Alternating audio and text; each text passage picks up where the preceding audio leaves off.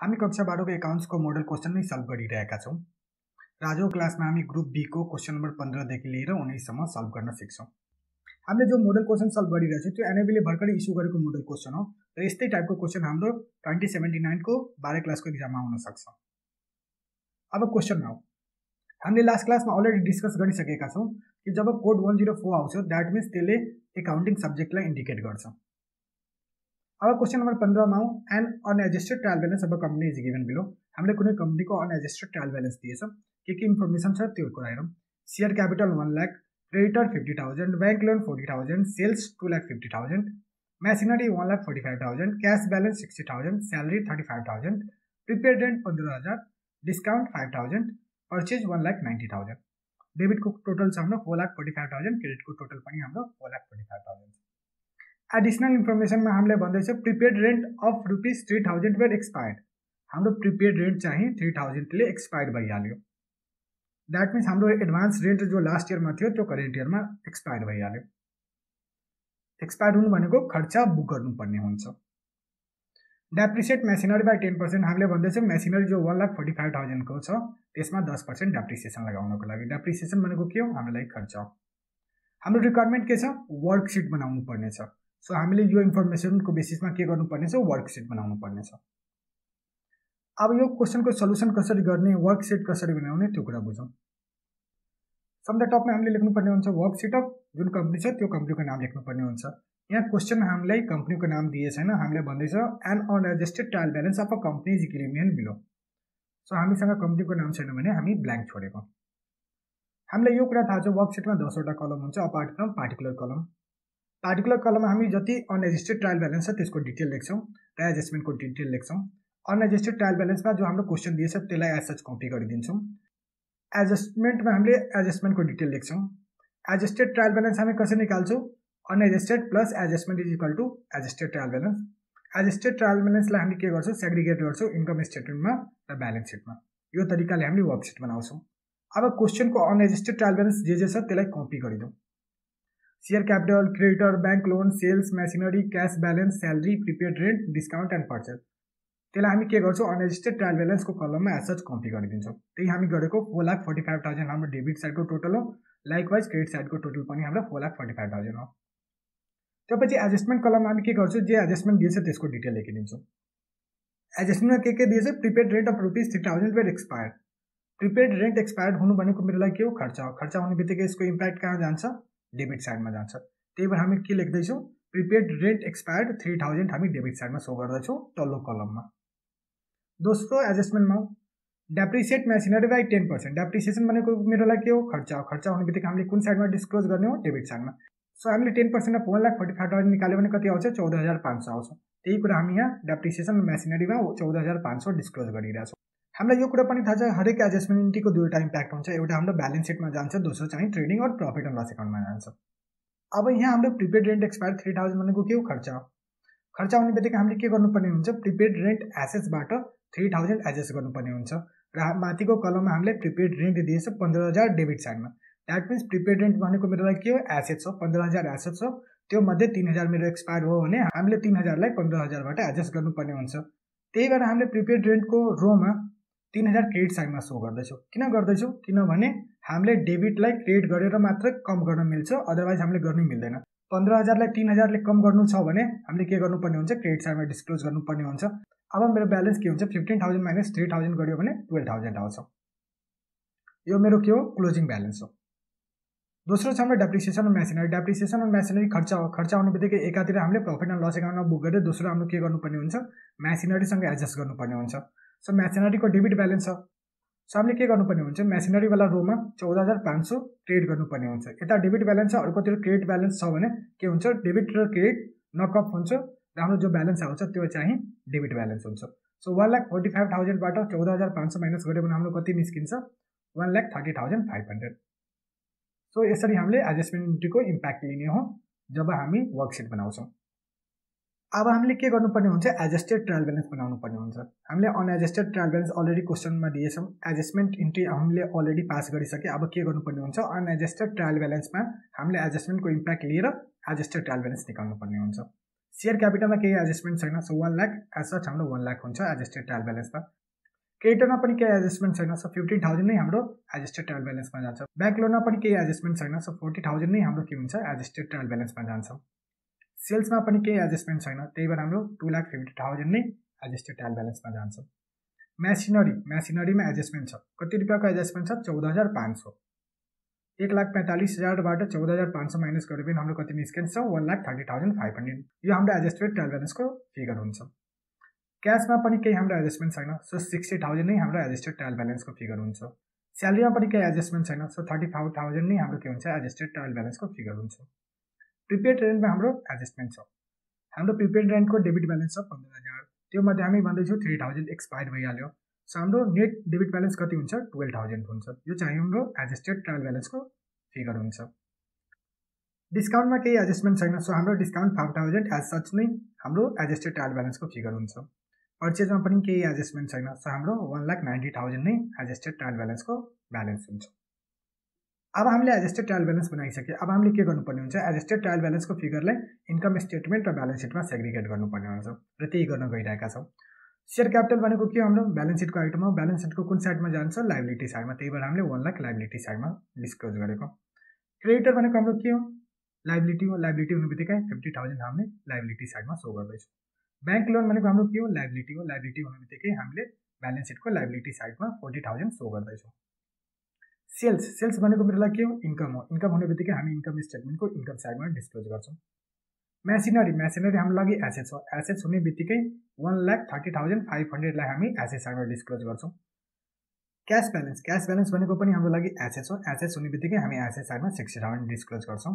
Salary भनेको हाम्रो लागि के हो इन्डाइरेक्ट एक्सपेन्सेस हो, इन्डाइरेक्ट एक्सपेन्सेस हुने बित्तिकै हामी के गर्छौँ इन्कम स्टेटमेन्टको एक्सपेन्सेस साइडमा गएर 35,000 डिस्क्लोज गर्छौँ।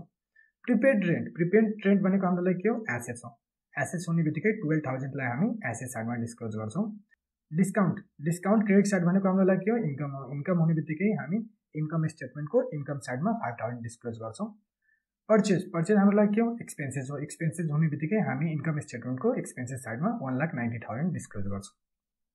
सो हामीले एडजस्टेड ट्रायल ब्यालेन्सको सबै आइटमलाई इन्कम स्टेटमेन्ट र ब्यालेन्स सिटमा सेग्रिगेट गरिदियौँ। अब हामीले के गर्नुपर्ने हुन्छ एडजस्टमेन्टको इम्प्याक्ट पनि इन्कम स्टेटमेन्टमा लिनुपर्ने हुन्छ। प्रिपेड रेन्ट एक्सपायर्ड यो हाम्रो के हो एक्सपेन्सेस हो, एक्सपेन्सेस हुने बित्तिकै हामी इन्कम स्टेटमेन्टको एक्सपेन्सेस साइडमा 3,000 डिस्क्लोज गर्छौँ। डेप्रिसिएसन अन मेसिनरी के हाम्रो लागि एक्सपेन्सेस हो, एक्सपेन्सेस हुने बित्तिकै हामी इन्कम स्टेटमेन्टको एक्सपेन्सेस साइडमा 14,500 डिस्क्लोज गर्छौँ। अब हामी के गर्छौँ इन्कम स्टेटमेन्टलाई ब्यालेन्स गरिदिन्छौँ, क्लोज गरिदिन्छौँ। सो इन्कम साइडलाई टोटल गरियो भने 2,50,000 प्लस 5,000 लाई एड गरियो भने 2,55,000 आउँछ। एक्सपेन्सेस साइडको टोटल गरियो भने हाम्रो 2,42,500 निस्किन्छ। सो हाम्रो इन्कम साइड हेभियर छ as compare to expenses side, त्यसले के इन्डिकेट गर्दैछ हामीले प्रफिट अर्न गरे ड्युरिङ द इयर। 12,500 हामीले कसरी निकाल्ने 2,55,000 इन्कमबाट 2,42,500 एक्सपेन्सेसलाई माइनस गर्ने बित्तिकै हाम्रो 12,500 निस्किन्छ। यो भनेको हाम्रो लागि के हो प्रफिट हो र यही प्रफिट 12,500 हाम्रो ब्यालेन्स सिटको रिजर्भ एन्ड सरप्लसमा जान्छ, लाइबिलिटी साइडमा जान्छ। अब ब्यालेन्स सिटको पनि ब्यालेन्सलाई टोटल गरौँ। अब लाइबिलिटी साइडको टोटल गरौँ 1,50,000 40,000 12,500 जो हाम्रो इन्कम स्टेटमेन्टबाट आएछ त्यसको टोटल गरेपछि हाम्रो कति निस्किन्छ 2,02,500। लाइकवाइज एसेट साइडको टोटल गरौँ 1,30,500 60,000 12,000 यसको टोटल गरियो भने हाम्रो 2,02,500 निस्किरहेछ। यसको मतलब यो छ कि हामीले वर्कसिट जो बनाएको छौँ एकदम करेक्ट छ, हाम्रो एसेट्स र लाइबिलिटी साइड ट्याली छ। सो यो तरिकाले हामीले क्वेसन नम्बर 15 एक्जाममा सल्भ गर्नुपर्ने हुन्छ। अब नेक्स्ट क्वेसनमा question number 16 mention the objective of cost account with its definition. हामीलाई भन्दैछ कस्ट एकाउन्टिङ भनेको के हो र त्यसको अब्जेक्टिभ पनि लेख। अब एन्सर के लेख्ने त्यो कुरा हेरौँ। Cost account is a branch of accounting which record analyze report cost related to a particular product process or activities. Cost accounting भनेको एकाउन्टिङको एउटा पार्ट हो, एकाउन्टिङको एउटा ब्रान्च हो जसले के गर्छ कुनै पार्टिकुलर प्रोडक्ट प्रोसेस अर एक्टिभिटिजसँग रिलेटेड जति कस्ट छ त्यसलाई रेकर्ड गर्छ, एनालाइज गर्छ र रिपोर्ट जेनेरेट गर्छ। It provides various cost-related record to the management that helps in decision-making like fixation of selling price, profit, cost control, etc. Cost accounting ले different report बनाएर म्यानेजमेन्टलाई दिन्छ जसले म्यानेजमेन्टलाई डिसिजन मेकिङमा हेल्प गर्छ, like selling price fix गर्नमा, profit कति charge गर्ने हो त्यसमा, कस्ट कन्ट्रोल कसरी गर्न सकिन्छ त्यो सबै कुरामा हेल्प गर्छ। In other word, cost accounting is mainly concern with collection, classification, analysis and presentation of cost related information. अर्को सेन्समा कस्ट एकाउन्टिङ चाहिँ हाम्रो क्लासिफिकेसन, एनालाइसिस र प्रेजेन्टेसन अफ कस्ट रिलेटेड इन्फर्मेसनसँग रिलेट गर्छ। हामीसँग जति कस्ट रिलेटेड इन्फर्मेसन छ त्यसलाई के गर्छौँ हामी क्लासिफाई गरिदिन्छौँ, एनालाइज गरिदिन्छौँ, त्यसको बेसिसमा रिपोर्ट बनाएर प्रेजेन्ट गरिदिन्छौँ। It is mainly applied by manufacturing or trading entity. Cost accounting generally के हुन्छ, म्यानुफ्याक्चरिङ अर ट्रेडिङ एन्टिटीले फलो गरेको हुन्छ, किन तिनीहरूलाई कस्ट डिटरमाइन गर्नुपर्ने हुन्छ, त्यही भएर तिनीहरूले कस्ट एकाउन्टिङ फलो गरेको हुन्छ। Objective of cost accounting. अब यो कुरा बुझौँ कि अब्जेक्टिभ अफ कस्ट एकाउन्टिङ के हो। पहिलो अब्जेक्टिभ छ to ascertain the cost of a product, process or activities. Cost एकाउन्टिङले के गर्छ, हामीलाई कस्ट रिलेटेड इन्फर्मेसन दिन्छ र त्यो इन्फर्मेसनको बेसिसमा हामी के गर्न सक्छौँ, कुनै पार्टिकुलर प्रोडक्ट, प्रोसेस या एक्टिभिटिजको कस्ट डिटरमाइन गर्न सक्छौँ। दोस्रो छ हाम्रो to fix the selling price. हाम्रो सेलिङ प्राइस फिक्स गर्नमा पनि कस्ट एकाउन्टिङले हेल्प गर्छ। इफ हामीलाई कस्ट थाहा हुन्छ कुनै पार्टिकुलर प्रोडक्ट, प्रोसेस अर एक्टिभिटिजको, त्यसमा हामीले सर्टेन मार्जिन एड गरेर सेलिङ प्राइस फिक्स गर्न सक्छौँ। थर्डमा छ हाम्रो to help in cost comparison and control. Cost एकाउन्टिङले हामीलाई डिफ्रेन्ट इन्फर्मेसन दिन्छ, लास्ट इयरको इन्फर्मेसन, करेन्ट इयरको इन्फर्मेसन। त्यसको बेसी हामीले के गर्न सक्छौँ, कस्टलाई कम्पेरिजन गर्न सक्छौँ र जहाँ इन्क्रिज भएछ कस्ट त्यो कस्टलाई कन्ट्रोल गर्ने डिफ्रेन्ट मेथडलाई इम्प्लिमेन्ट गर्न सक्छौँ। To helps the management in decision making. Cost एकाउन्टिङले म्यानेजमेन्टलाई डिसिसन मेकिङमा पनि हेल्प गर्छ। यसले हामीलाई डिफ्रेन्ट रिपोर्ट दिन्छ, त्यो रिपोर्टको बेसिसमा म्यानेजमेन्टले डिफ्रेन्ट डिसिसन लिन सक्छ। फर इक्जाम्पल, हामीलाई आफ्नो कम्पिटिटरको सेलिङ प्राइस थाहा छ र अभियसली हाम्रो आफ्नो सेलिङ प्राइस पनि थाहा हुन्छ। हामीले दुवैलाई कम्पेरिजन गर्न सक्छौँ र यो हेर्न सक्छौँ कि हाम्रो सेलिङ प्राइस किन हायर छ या लोवर छ, र त्यसको बेसी हामीले डिफ्रेन्ट मेथोलोजी फलो गरेर आफ्नो सेलिङ प्राइसलाई इन्क्रिज गर्न सक्छौँ या रिड्युस गर्न सक्छौँ। सो यो तरिकाले हामीले क्वेसन नम्बर 16 को एन्सर लेख्ने हो एक्जाममा। यसरी लेख्यो भने हाम्रो 5/5 नम्बर पाउने हो। नेक्स्ट क्वेसन हेरौँ, क्वेसन नम्बर 17 है। Difference between centralize purchase and decentralize purchase. Centralize purchase र डिसेन्ट्रलाइज पर्चेजमा डिफरेन्सेस के छ त्यो कुरा लेखौँ। अब एन्सर के लेख्ने हो त्यो कुरा हेरौँ। The difference between centralize purchase and decentralize purchase are listed below. के डिफरेन्स छ त्यो कुरा हेरौँ। यो क्वेसनको एन्सर लेख्दाखेरि हामीले 3वटा कलम बनाउनु पर्ने हुन्छ। एउटा बेसिस अफ डिफरेन्सेस, दोस्रो सेन्ट्रलाइज पर्चेज र तेस्रो डिसेन्ट्रलाइज पर्चेज। बेसिस अफ डिफरेन्सेसले यो हाइलाइट गर्छ कि हाम्रो डिफरेन्स हुने कारण के हो। पहिलो डिफरेन्सको कारण छ हाम्रो meaning. Centralize purchase refer to purchase of all the requirement under the central point of the organization. Centralize purchase भनेको हाम्रो एउटा अर्गनाइजेसनमा एउटै डिपार्टमेन्ट हुन्छ, जो डिपार्टमेन्टको थ्रु हामीले सारा पर्चेज गर्छौँ, त्यसलाई हामी भन्छौँ centralize purchase. Decentralize purchase refer to the purchasing of requirement of each production center in an organization. Decentralize purchase भनेको एउटा डिपार्टमेन्टमा डिफ्रेन्ट पर्चेज डिपार्टमेन्ट हुनसक्छ, डिफ्रेन्ट अदर डिपार्टमेन्ट हुनसक्छ, इच डिपार्टमेन्टले आफ्नो पर्चेज आफै गर्छ, त्यसलाई हामी भन्छौँ डिसेन्ट्रलाइज पर्चेज। दोस्रो हाम्रो डिफरेन्सेस छ control. Effective control is possible under this system. Centralise पर्चेजमा हामीले के गर्न सक्छौँ, इफेक्टिभ कन्ट्रोल इम्प्लिमेन्ट गर्न सक्छौँ। किन गर्न सक्छौँ, किनभने एकै ठाउँबाट हाम्रो सारा पर्चेज भइरहेछ। सो हामीले प्राइस नेगोसिएसन गर्न सक्छौँ, क्वान्टिटीलाई इन्स्योर गर्न सक्छौँ, क्वालिटीलाई इन्स्योर गर्न सक्छौँ। अब डिसेन्ट्रलाइज पर्चेजमा हेरौँ। Effective control cannot be possible under this system. Decentralise पर्चेजमा हाम्रो इफेक्टिभ कन्ट्रोल कहिले पनि इम्प्लिमेन्ट हुन सक्दैन। डिफ्रेन्ट डिपार्टमेन्ट इन्भल्भ भएपछि डिफ्रेन्ट रेट आउन सक्छ, डिफ्रेन्सेस इन क्वालिटी आउन सक्छ। सो डिसेन्ट्रलाइज पर्चेजमा कहिले पनि इफेक्टिभ कन्ट्रोल हुन सक्दैन। Suitability. Centralise purchase is suitable for small organisation. Small अर्गनाइजेसनको लागि सेन्ट्रलाइज पर्चेज सुटेबल छ। Decentralise purchase it is suitable for large organisation. यो चाहिँ हाम्रो लार्ज अर्गनाइजेसनको लागि सुटेबल हुन्छ। अब नेक्स्ट क्वेसनमा 17B।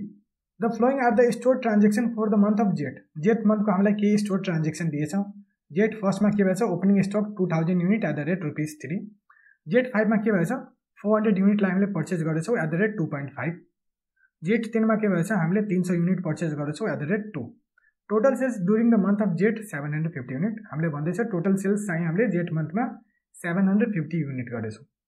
यसको बेसिसमा हाम्रो रिक्वायरमेन्ट के छ, calculate cost of ending inventory and cost of goods sold under FIFO method under periodic inventory system.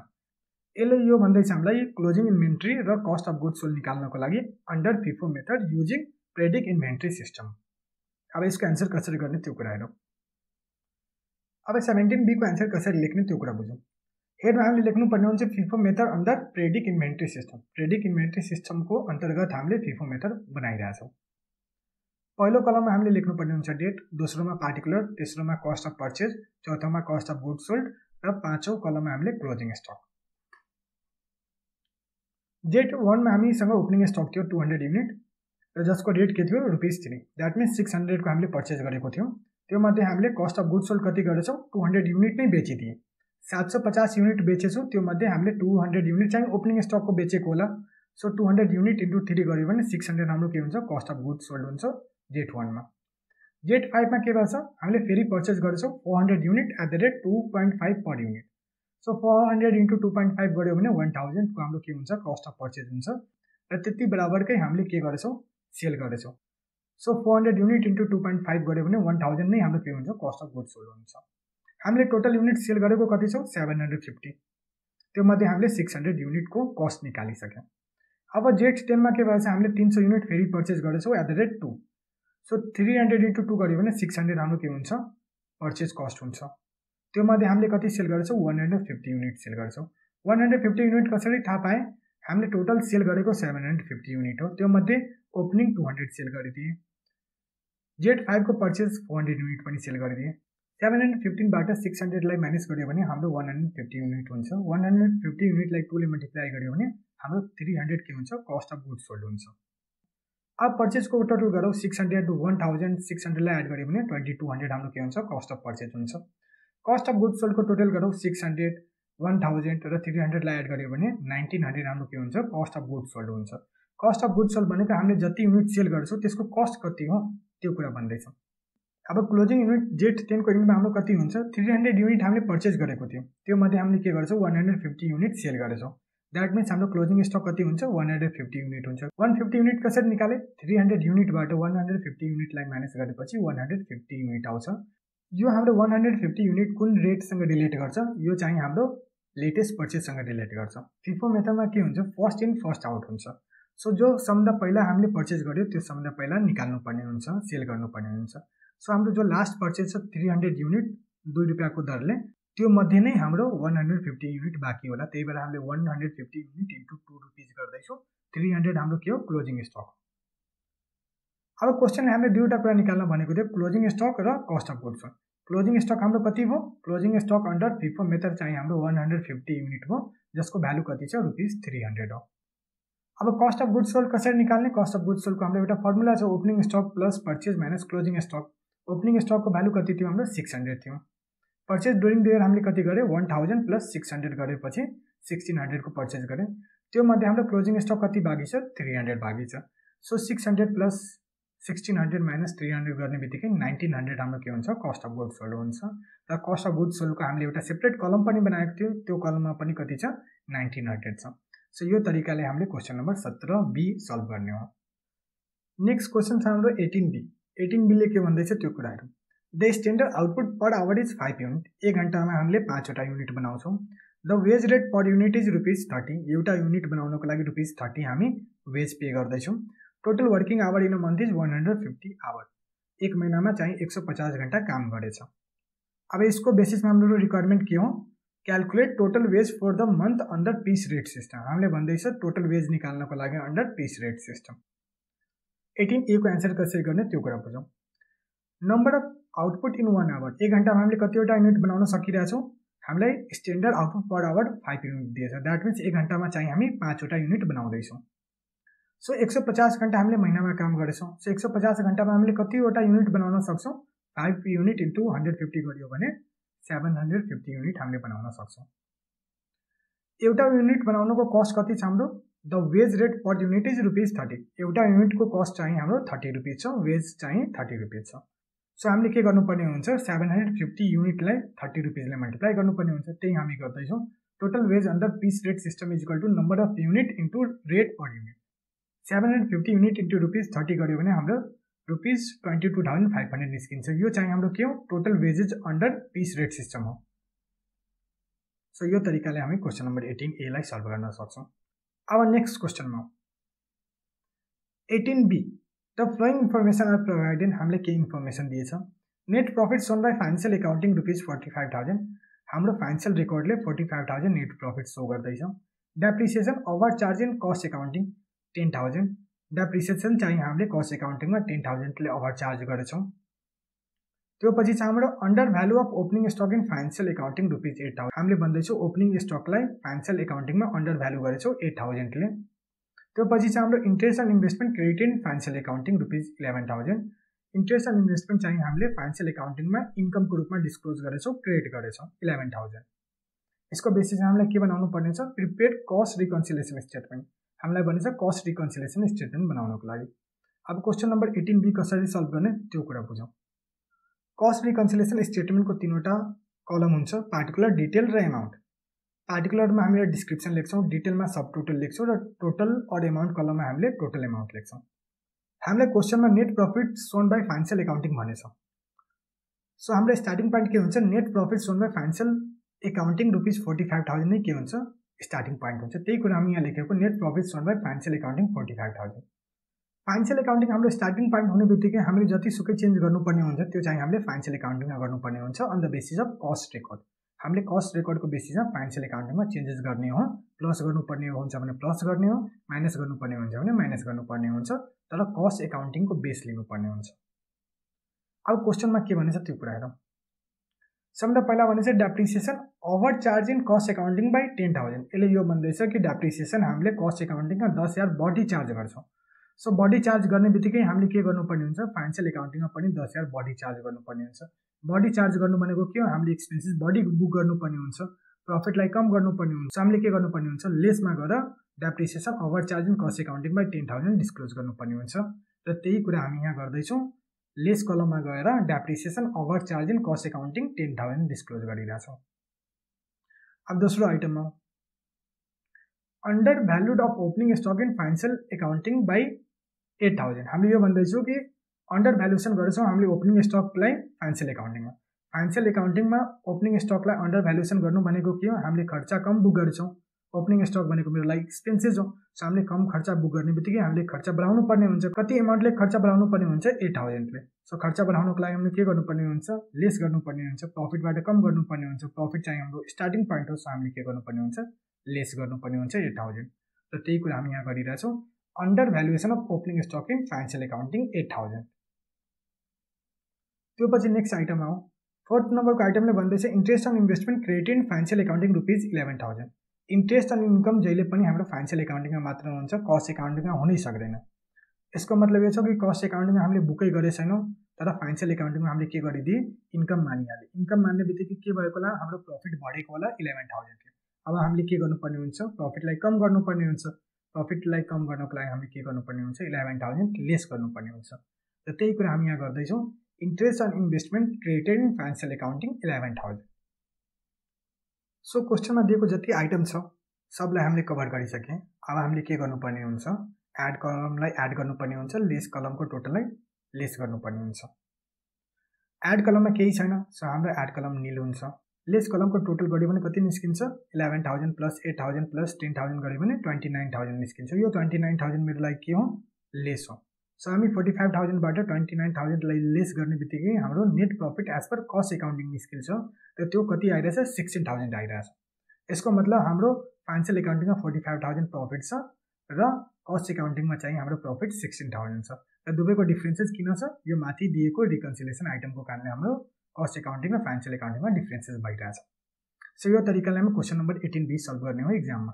अब नेक्स्ट क्वेसनमा क्वेसन नम्बर 19। अब क्वेसनले के भन्दैछ त्यो कुरा बुझौँ। What is computerize accounting system. Computerize accounting system भनेको के हो त्यो कुरा लेख र दोस्रो भन्दैछ explain the element of computerize accounting system. Computerize accounting सिस्टमको डिफ्रेन्ट एलिमेन्ट के छ त्यसलाई एक्सप्लेन गर भनेर भन्दैछ। अब क्वेसन नम्बर 19 को आन्सर के लेख्ने त्यो कुरा बुझौँ। Computerize accounting system is a accounting information system that process the financial transaction as per generally accepted accounting principle to produce the report as per the requirement of user. Computerized accounting system भनेको एउटा accounting information system हो। त्यसले के गर्छ financial ट्रान्जेक्सनलाई record गर्छ process गर्छ using the generally accepted accounting principle र हामीलाई रिपोर्ट दिन्छ जो रिपोर्ट युजरलाई रिक्वायरमेन्ट हुन्छ। It uses various accounting software to maintain the record and generate the report as per the user need. Computerize accounting सिस्टमले different software use गर्छ। त्यो सफ्टवेयरको थ्रु के गर्छ डेटालाई या फाइनान्शियल इन्फर्मेसनलाई रेकर्ड गर्छ मेन्टेन गर्छ र त्यसको बेसिसमा के गर्छ रिपोर्टलाई जेनेरेट गर्छ। It is a revolution in the field of accounting as manual accounting has been completely replace by computerize software. Computerize accounting system भनेको हाम्रो एकाउन्टिङ फिल्डमा एउटा रिभोल्युसन हो। किन रिभोल्युसन छ? किनभने यसले म्यानुअल एकाउन्टिङलाई रिप्लेस गरिदियो र सबै कुरालाई अटोमेटेड गरिदियो। It provide financial information accurate and on a timely manner. Computerize accounting सिस्टमले हामीलाई एक्युरेट फाइनेन्शियल इन्फर्मेसन दिन्छ र टाइमली म्यानरमा दिन्छ, विथिन अ टाइम फ्रेममा दिन्छ। अब element of computerize accounting system के हो त्यो कुरा बुझौँ। सबभन्दा पहिलो छ हाम्रो accounting software. It is a set of program that helps to perform accounting job effectively.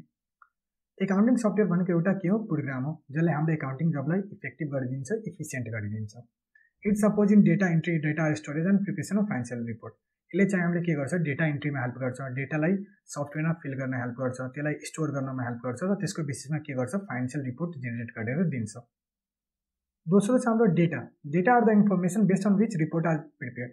Data भनेको के हो? हाम्रो र इन्फर्मेसन हो जसलाई हामी प्रोसेस गरेर के गर्छौँ? रिपोर्टलाई जेनेरेट गर्छौँ, रिपोर्ट प्रिपेयर गर्छौँ। Computerize accounting system maintain record of financial transaction in journal, ledger and other books of account which helps in preparation of various report. Computerize accounting सिस्टमले के गर्छ? हाम्रो फाइनेन्शियल ट्रान्जेक्सन, फाइनेन्शियल इन्फर्मेसनलाई different books of एकाउन्टमा record गर्छ, जर्नलमा record गर्छ, लेजरमा गर्छ, सब्सिडी बुकमा गर्छ, जसले हामीलाई डिफ्रेन्ट रिपोर्ट बनाउनमा हेल्प गर्छ। थर्डमा छ हाम्रो user. Accounting professional are user of computerize accounting system. Accounting profession, CA भयो, एकाउन्टेन्ट भयो, त्यो सबै के हो? युजर हो कम्प्युटराइज एकाउन्टिङ सिस्टमको। They entry data in the system based on which report is generated. जो एकाउन्टेन्ट हुन्छ त्यसले के गर्छ? कम्प्युटर सिस्टममा या एकाउन्टिङ सफ्टवेयरमा डेटा इन्टर गर्छ, फाइनेन्शियल इन्फर्मेसन इन्टर गर्छ, जसको बेसिसमा के गर्छौँ? हामीले रिपोर्ट जेनेरेट गर्छौँ, रिपोर्ट फाइनलाइज गर्छौँ। फोर्थमा छ हाम्रो hardware. Hardware are the electronics device like hard disk, printer, networking, etc which support storage and transmission of financial information. Hardware भनेको के हो? इलेक्ट्रोनिक डिभाइस हो, लाइक हार्ड डिस्क भयो, प्रिन्टर भयो, नेटवर्किङ भयो। तिनीहरूले हाम्रो डेटा स्टोरेजमा हेल्प गर्छ र फाइनेन्शियल इन्फर्मेसन एन्ड रिपोर्टको ट्रान्समिसनमा पनि हेल्प गर्छ। सो यो तरिकामा हामीले क्वेसन नम्बर 19 को एन्सर लेख्ने हो। अब नेक्स्ट क्वेसनमा हो। नेक्स्ट क्वेसन छ हाम्रो 19 को अड क्वेसन। क्वेसनले भन्दैछ describe the feature of accounting software. Accounting सफ्टवेयरको विशेषता लेख्न हामीलाई भन्दैछ। अब यसको एन्सर कसरी लेख्ने त्यो कुरा हेरौँ। Accounting software is a revolution in the field of accounting as it has replaced the manual accounting system. Accounting software भनेको एकाउन्टिङ फिल्डमा एउटा रिभोल्युसन हो। किन रिभोल्युसन हो? किनभने यसले म्यानुअल एकाउन्टिङलाई कम्प्लिटली रिप्लेस गरेर सफ्टवेयर बेस्ड, सिस्टम बेस्ड एकाउन्टिङलाई ल्याइदिएछ र सबै कुरा चाहिँ अटोमेटेड हो। The following are the feature of accounting software. Accounting सफ्टवेयरको फिचर्सहरू हामी अब डिस्कस गर्न गइरहेका छौँ। सबभन्दा पहिलो फिचर छ हाम्रो automated. The accounting software is fully automated. Accounting software भनेको के हो? फुल्ली अटोमेटेड हो। हाम्रो म्यानुअल इन्टरभेन्सन हुँदैन, सिस्टमले सबै कुरा अटोमेटिकली काम गर्छ। When the accountant put the data into the software, it automatically generates the required report based on the data entered. जब एकाउन्टेन्टले के गर्छ? एकाउन्टिङ सफ्टवेयरमा डेटा इन्टर गर्छ, यसले अटोमेटिकली के गर्छ? रिपोर्ट जेनेरेट गरिदिन्छ, जो रिपोर्ट हामीले चाहेको हुन्छ। दोस्रो फिचर छ हाम्रो customisation. The accounting software comes with the feature of customisation. Customisation भनेको के हो? कि हामीले चाहे अनुसार आफ्नो सफ्टवेयरलाई के गर्न सक्छौँ? चेन्ज गर्न सक्छौँ। It helps the business to make the relevant changes in the software as per the need of the business. कस्टमाइजेसनले बिजनेसलाई के गर्छ? कि बिजनेसको जे निड हुन्छ, एकाउन्टिङ निड हुन्छ, त्यो अनुसार के गर्छ? एकाउन्टिङ सफ्टवेयरलाई चेन्ज गरिदिन्छ, एकाउन्टिङ सफ्टवेयरलाई अपग्रेड गरिदिन्छ।